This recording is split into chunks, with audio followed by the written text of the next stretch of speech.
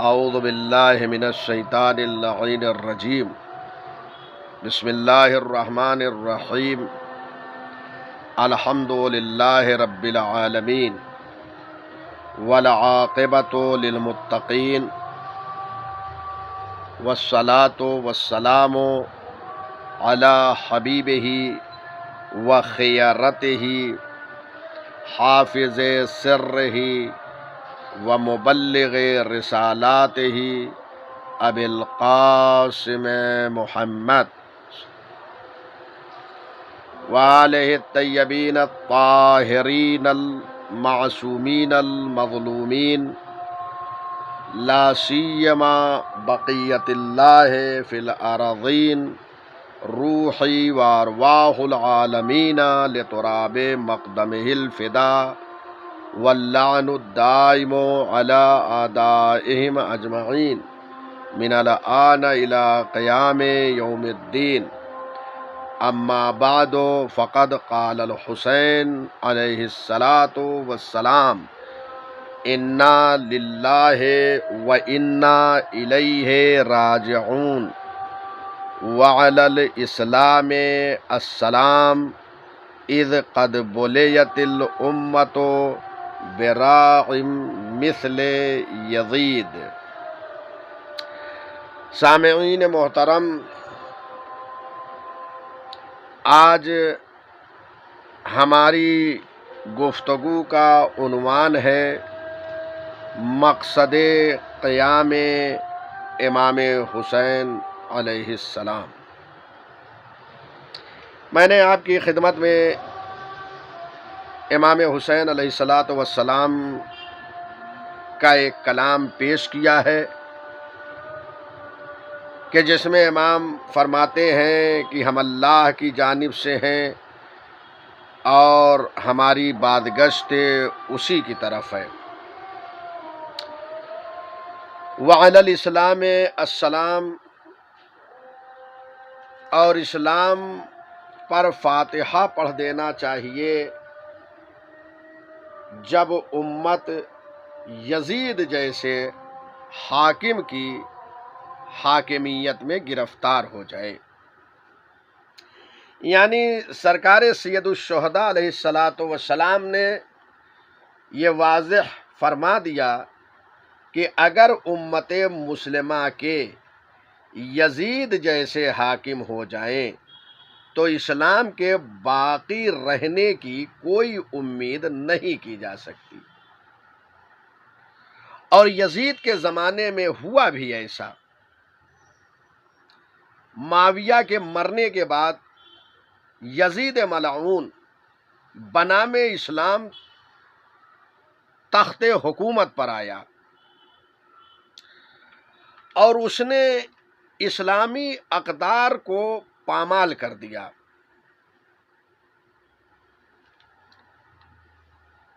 لہذا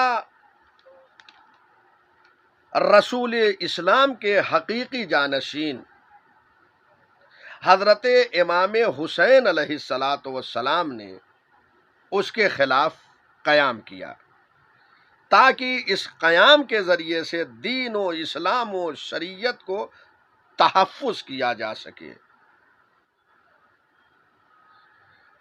اور امام حسین علیہ السلام کا جو یہ قیام تھا، جو احتجاج تھا یزید ملعون کے خلاف، یہ بہت ہی پرامن احتجاج تھا۔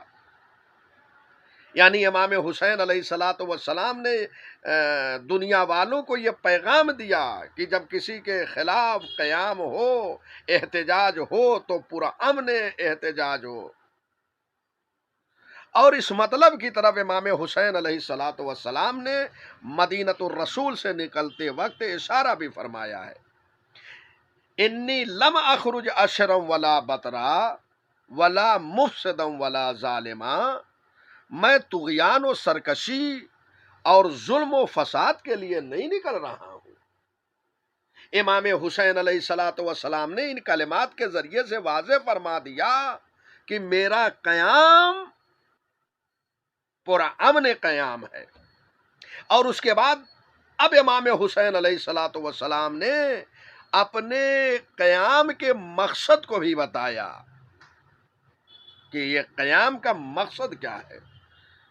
وَإِنَّمَا خَرَجْتُ لِطَلَبِ الْإِصْلَاحِ فِي أُمَّتِ جَدِّي، اور میں جو نکل رہا ہوں وہ اس لیے نکل رہا ہوں تاکہ اپنے جد رسول اللہ کی امت کی اصلاح کروں۔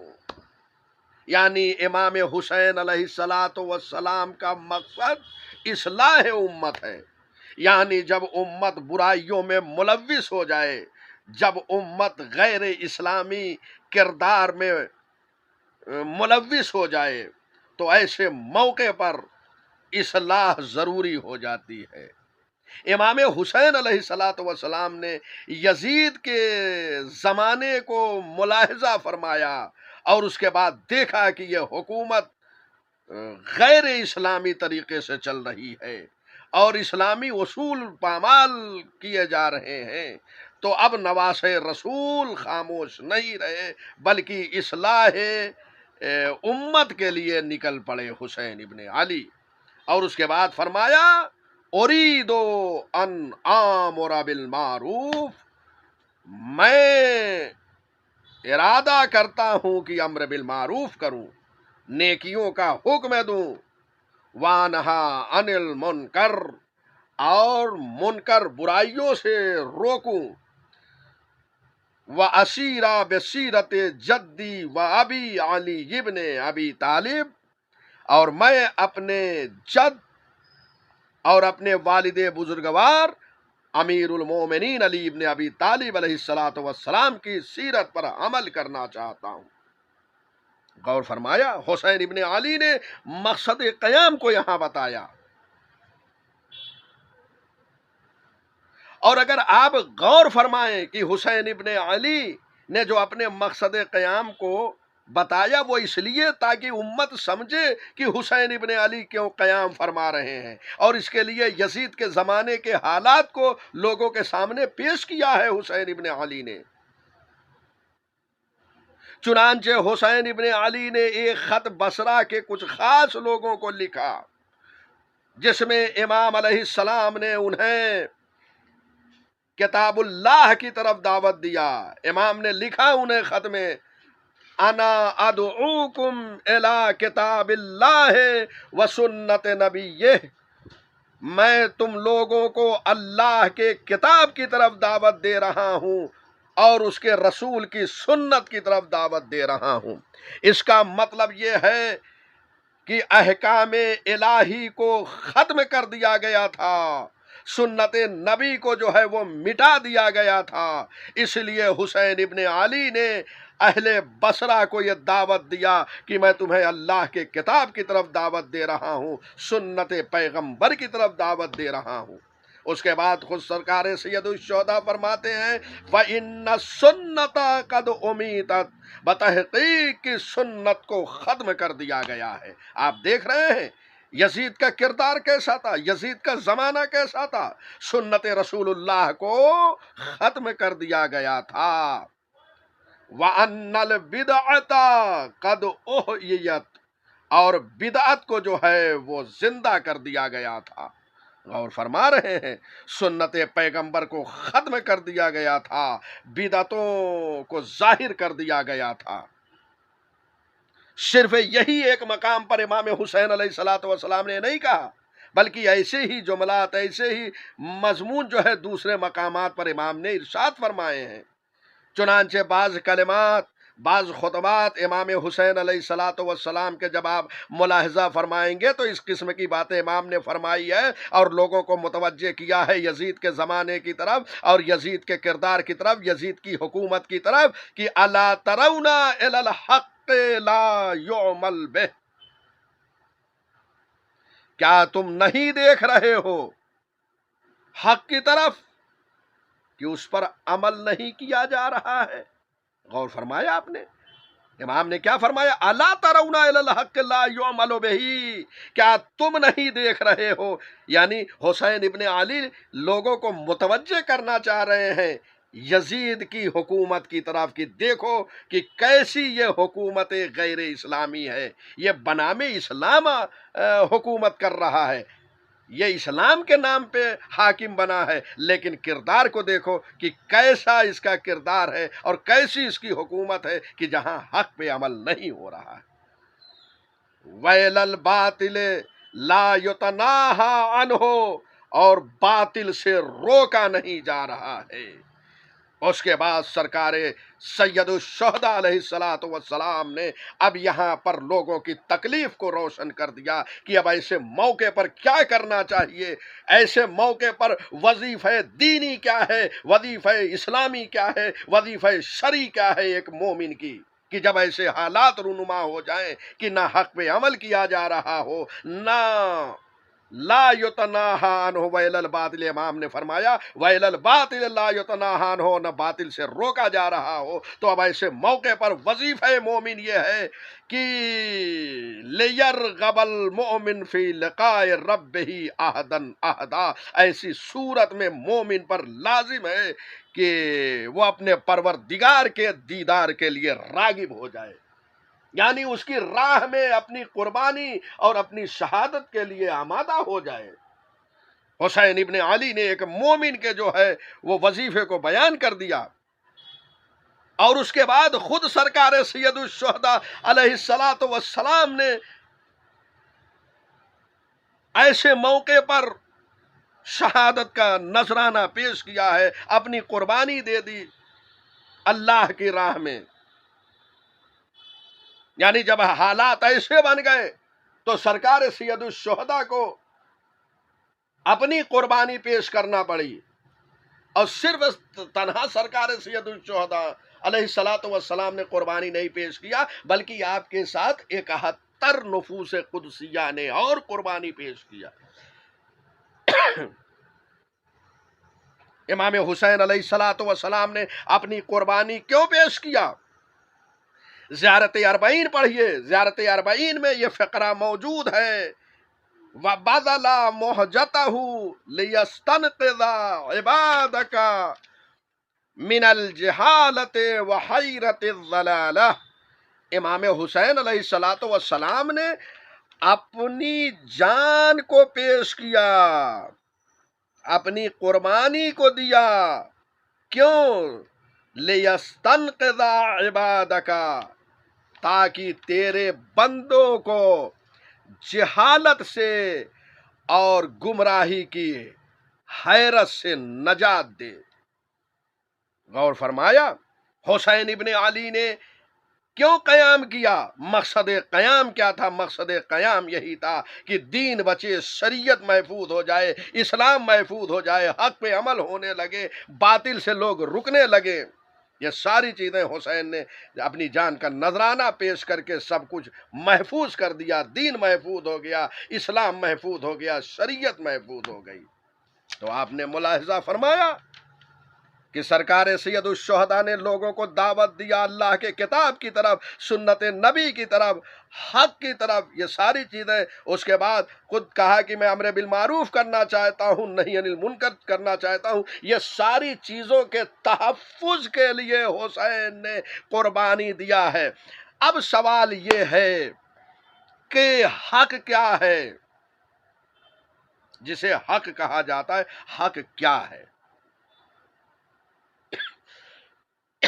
حق کی پہچان کیسے ہو؟ باطل کی شناخت کیسے ہو؟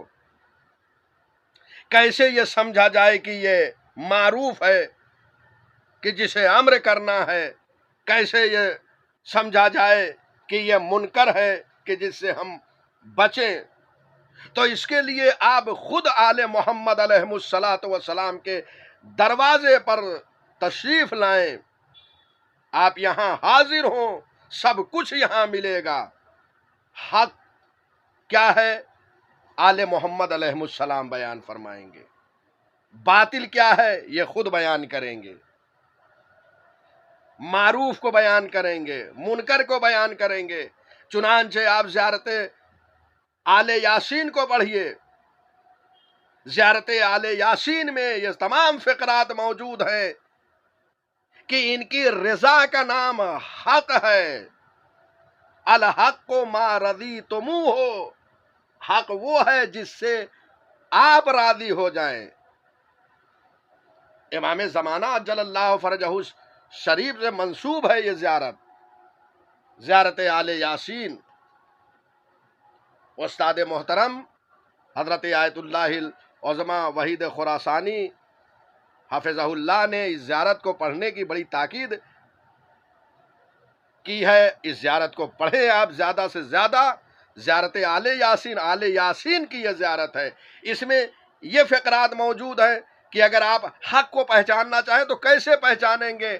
زیارت آل یاسین سے سمجھیے، الحق ما رضیتموہ، حق وہ ہے کہ جس سے آپ راضی ہوں، والباطل ما اسخطتموہ، باطل وہ ہے کہ جس سے آپ ناراض ہوں۔ المعروف، معروف کیا ہے؟ کہ جس کا آپ حکم دیں۔ منکر کیا ہے؟ جس سے آپ روکیں، وہ منکر ہے۔ تو میزان اور معیار حق و باطل کے پہچاننے کا اور معروف و منکر کے پہچاننے کا آل محمد علیہ الصلوۃ والسلام ہے، آل یاسین علیہ الصلوۃ والسلام ہے۔ ان کی رضا کا نام حق ہے اور ان کے غضب کا نام باطل ہے۔ جس پر یہ غضبناک ہو جائے وہ باطل ہے، اور جس سے یہ خوش ہو جائے وہ حق ہے۔ غور فرمایا، جس کا حکم یہ دیں وہ معروف ہے، اور جس سے یہ روکیں وہ منکر ہے۔ تو یہ ساری چیزیں روشن ہو گئی ہے زیارت آل یاسین سے۔ بہرحال حسین ابن علی نے اپنی قربانی دیا تاکہ دین محفوظ ہو جائے۔ اپنا وطن حسین ابن علی نے چھوڑ دیا، نانا کے مزار کو چھوڑ دیا حسین ابن علی نے، اور کہا نانا حسین جا رہا ہے۔ بھیا حسن کے مزار پر آئے، بھیا حسن اب جا رہا ہے آپ کا بھائی حسین، اب واپس نہ آئے گا بھیا۔ اس کے بعد اپنے ماں کے مزار کی طرف تشریف لے جاتے ہیں سرکار سید الشہداء امام حسین علیہ الصلوۃ والسلام، اور ماں کی لحد سے لپٹ کر کہتے ہیں اماں حسین جا رہا ہے، اب واپس نہ آئے گا۔ ماں کو خدا حافظ کہا، اور سرکار سید الشہداء علیہ الصلوۃ والسلام مکے کی جانب چلتے ہیں۔ مکہ پہنچ کر حسین نے قیام کیا، لیکن حالات کچھ ایسے آئے، جب موسم حج آیا تو کچھ حاجی انہیں نہیں کہا جا سکتا، وہ حاجی ہو ہی نہیں سکتے۔ یزید کے کارندے کچھ اسلحے لے کر حاجیوں کے لباس میں آ گئے تھے، اور وہ چاہ رہے تھے کہ حسین ابن علی کو یہاں قتل کر دیا جائے، لیکن حسین ابن علی نے جب دیکھا کہ اگر یہاں میری شہادت واقع ہو جائے گی تو حرم الہی پر میرا خون بہہ جائے گا، لہذا اب میں یہاں سے ہجرت کر جاؤں گا۔ حسین ابن علی یہاں سے چلتے ہیں، اور اس کے بعد کربلا کی طرف تشریف لے جاتے ہیں اپنے کارواں اور قافلے کو لے کر۔ 2 محرم کو حسین کربلا پہنچتے ہیں، اور اس کے بعد تحفظ دین و شریعت و اسلام کے لیے روز عاشور اپنا بھرا گھر لٹا دیا۔ دین محفوظ ہو گیا، شریعت محفوظ ہو گئی، اسلام محفوظ ہو گیا، لیکن اجڑ گیا زہرا کا یہ چمن۔ وَسَيَعْلَمُ الَّذِينَ ظَلَمُوا أَيَّ مُنقَلَبٍ يَنقَلِبُونَ۔